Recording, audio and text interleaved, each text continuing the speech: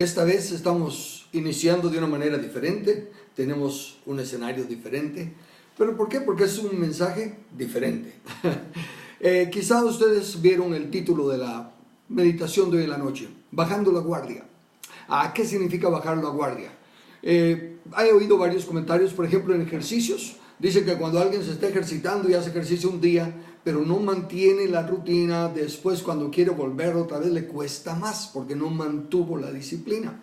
Otros, ¿verdad? Dicen también que a veces es por la confianza. Yo puse en mi meditación el profeta Elías. Se recuerdan que él tuvo una tremenda participación usado por Dios. Primero dijo, no llueve si no hay palabra mía, y no llovió.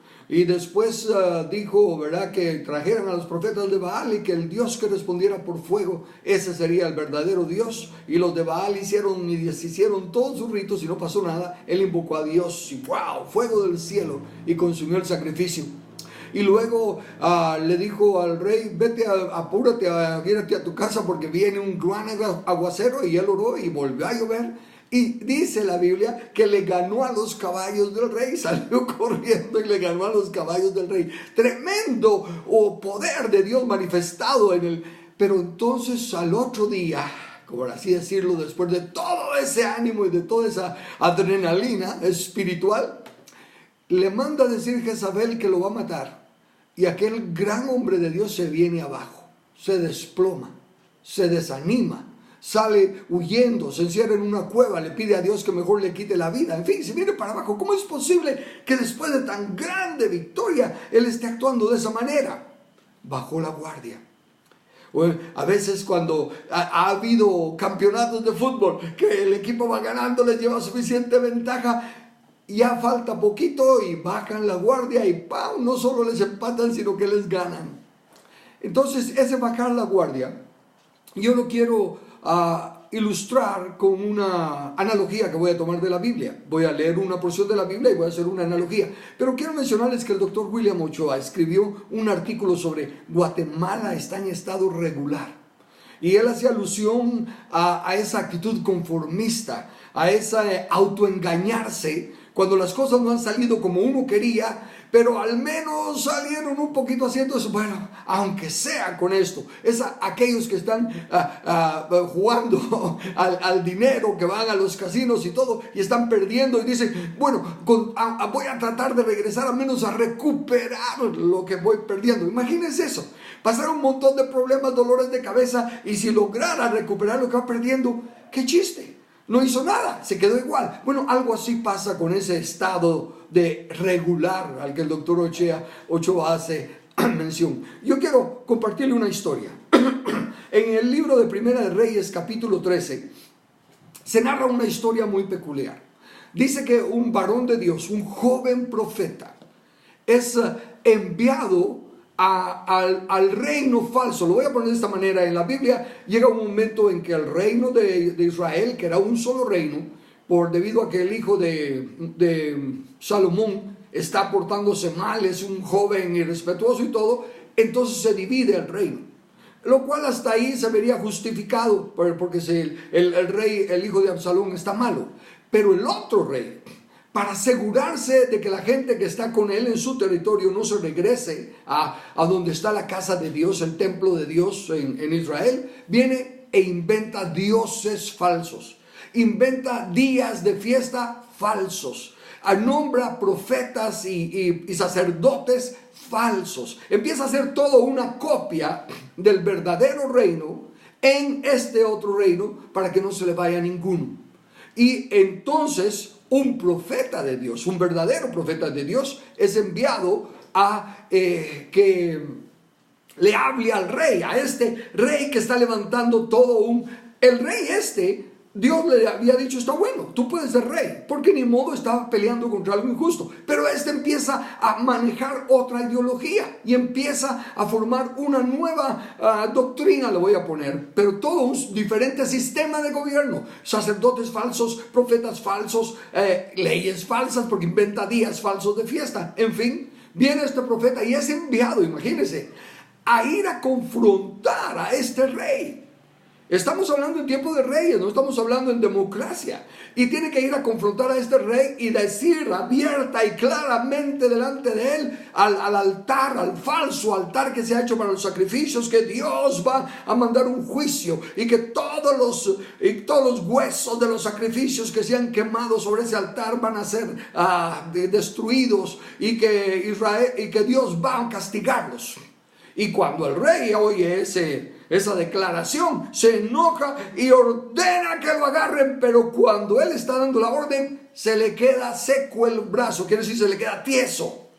Y entonces se da cuenta que la cosa no es tan así como él pensaba. Y lo que más, Dios respalda la profecía de ese joven profeta, porque inmediatamente la señal que él dice, y Dios les va a dar una señal, el altar se va a quebrar y las cenizas van a ser regadas por todos lados. Y ¡pum! Se rompe el altar y las cenizas son regadas por todos lados. Entonces el rey se da cuenta de que este hombre está hablando verdad y todo, y le dice que por favor ore por él, que le pida a Dios que le sane el brazo, y el profeta ora y el rey es restaurado.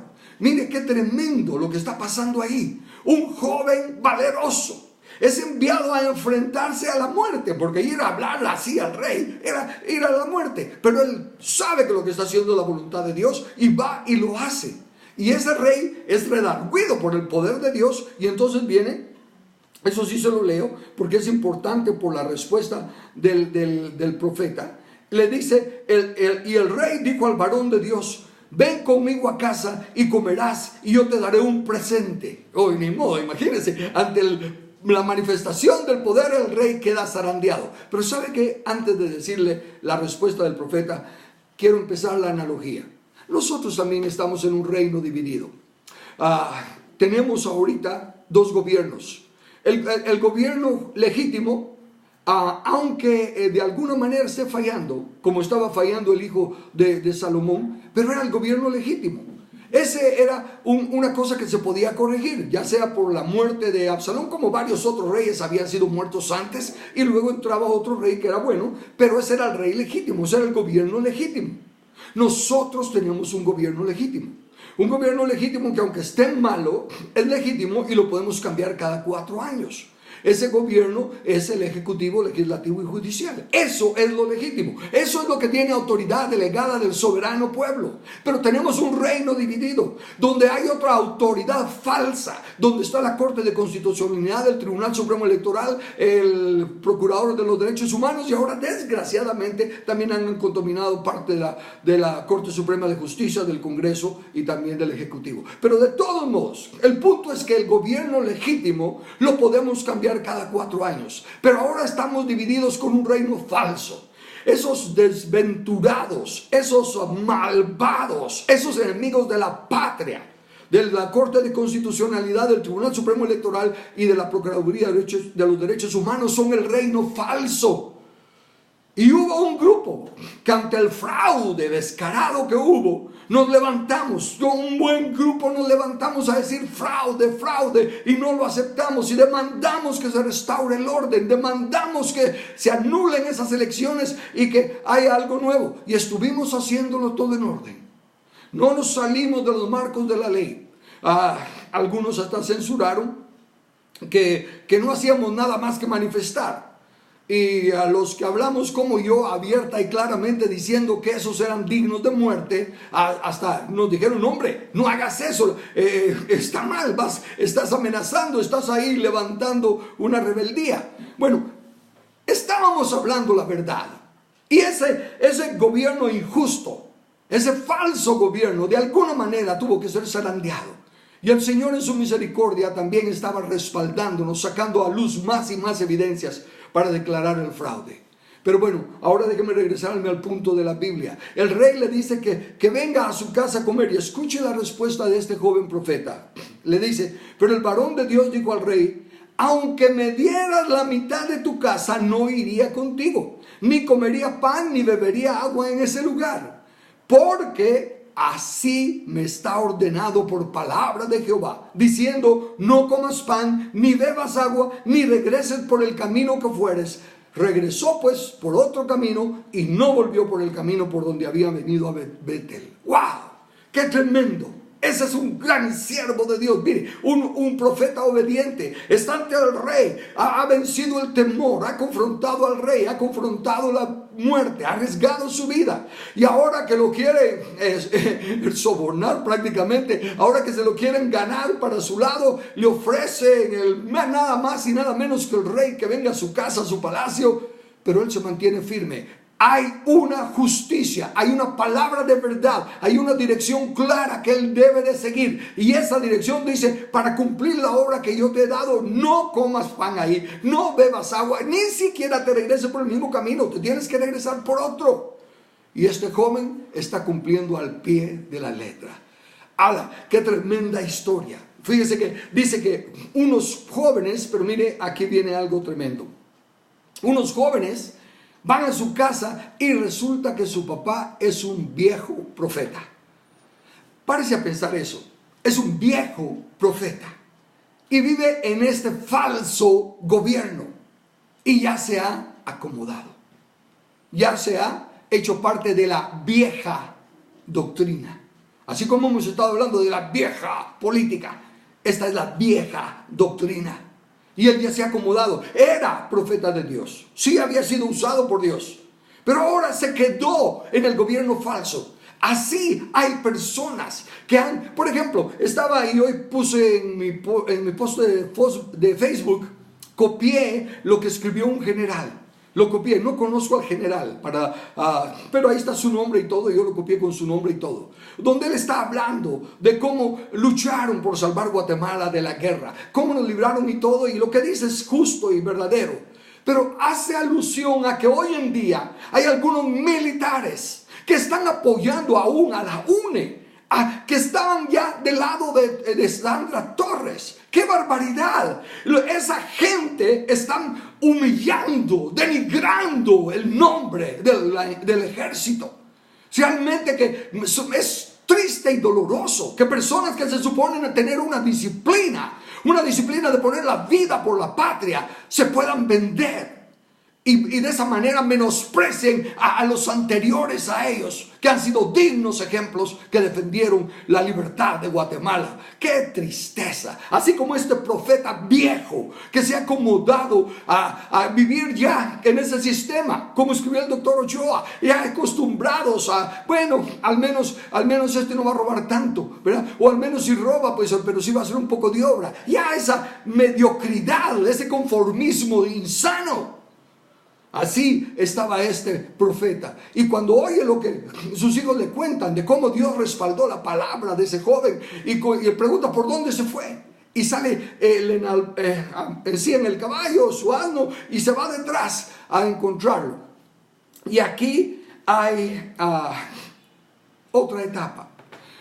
Fíjese lo glorioso que fue el trabajo de ese joven y cómo Dios lo respaldó. En la analogía, yo quiero decirle y quiero hablarle a todos los que nos apoyaron en todas las manifestaciones que hicimos ante el Tribunal Supremo, ante el Ministerio Público, ante la Casa Presidencial. Gracias por su apoyo.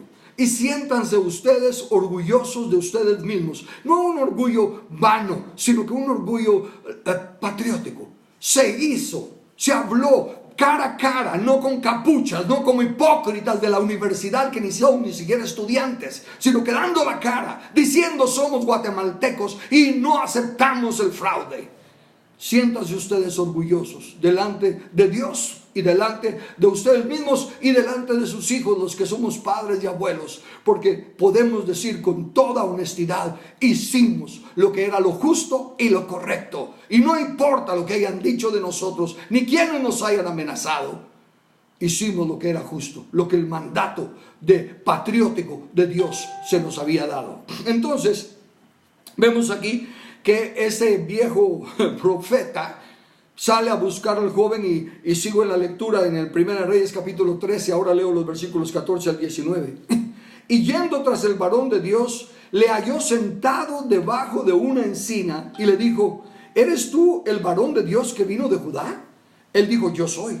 Entonces le dijo, ven conmigo a casa y come pan. Mas él respondió: no podré volver contigo, ni iré contigo, ni tampoco comeré pan, ni beberé agua contigo en este lugar, porque por palabra de Dios me ha sido dicho: no comas pan, ni bebas agua ahí, ni regreses por el mismo camino donde fueres. Se había aprendido muy bien la lección, sabía muy bien lo que era justo, lo que era el mandato, lo que era correcto. Pero ahora note esto: la vieja doctrina, el viejo profeta, le miente, le endulza el oído, lo engatusa. Use cualquier otra palabra que usted quiera. Y dice: y el otro le dijo mintiéndole: yo también soy profeta como tú. Y un ángel me ha hablado por palabra de Jehová, diciendo: tráele contigo a tu casa para que coma pan y beba agua. Entonces volvió con él y comió pan en su casa y bebió agua. Déjeme decirle, algunos llamados pastores y pastoras, que así como están esos militares que han humillado el nombre del ejército con su actitud cobarde y traicionera, ustedes que hasta se atrevieron a decir, a apoyar a Sandra Torres, a orar por ella y a decir que esto y que lo otro, y hasta se atrevió una de ustedes a profetizar que Dios había dicho: falsos profetas como este falso profeta de la vieja doctrina y de la vieja política. Ustedes son una vergüenza para el nombre del Señor, y si no se arrepienten, horrenda cosa será caer en manos del Dios vivo, porque ustedes hacen que el mundo haga broma y chiste del nombre de Dios, pero por causa de ustedes, porque Dios es santo y no es para estarlo manoseando como ustedes lo han hecho. Profetas mentirosos, que si estuviéramos en los tiempos del Antiguo Testamento los matarían a pedradas por falsos y por denigrar el nombre de Dios. Este joven que había hecho la voluntad de Dios al pie de la letra, que ya había hecho lo más difícil, ya había confrontado al rey, ya había tenido el respaldo de Dios en la palabra, ¿por qué se quedó sentado? ¿Por qué no cumplió y terminó la obra que había comenzado? Ya lo más difícil había pasado. Y ese es el bajar la guardia. Cuando se cree que ya lo hicimos, el rey no me mató, no me ahorcaron, no me metieron preso, y Dios respaldó. Fue buenísima la victoria, gloria a Dios. Algo así está pasando ahorita. No quedó Sandra, el pueblo dijo no, finalmente humillamos otra vez a los... Óigame, eso es solo parte de, no baje la guardia. Si usted está empezando ya a pensar que bueno, tenemos 4 años más en los que sí podremos elegir adelante, porque no va a haber nadie que se pueda entronar en el puesto y esto que lo otro. Usted está como este joven que sí tenía celo, que hubo un momento que aunque haya sido por miedo, usted estaba orándole, pidiéndole a Dios y tanto, y Dios en su misericordia, así como le respondió a este joven, nos respondió a nosotros, porque yo sí creo.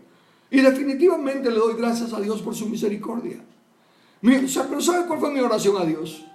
Mi oración a Dios fue: Señor, ciertamente Guatemala merece caer en la misma condición que Venezuela, que Cuba, que Nicaragua. Porque tu iglesia se ha olvidado de tu reino. Tu iglesia se ha olvidado de tu soberanía, de tu reino, de que tu comisión es que discipulemos a la nación, que sojuzguemos la tierra, pero no, se ha engolosinado con tantas otras cosas y no tiene tiempo para dedicarse, hasta censuran a los que participamos en política, y hay hasta algunos cabezas duras, no les puedo decir otra cosa, por respeto, que hasta dicen no nos involucramos en política, así que merecemos caer en el socialismo, porque la luz no brilla, porque la sal no tiene sabor. Pero mi oración al Señor fue: Señor, tú dijiste, esa higuera está arruinando mi viña, está ocupando espacio y no produce nada, arránquenla. Pero uno de tus siervos se dijo: Señor, dame 1 año más, permíteme abonarla, permíteme regarla, y si después de 1 año no da fruto, entonces corta. Y esa fue mi oración a Dios. No me paro a proclamar que Guatemala va a ser salvo. Nadie tiene derecho a proclamar nada excepto el Señor.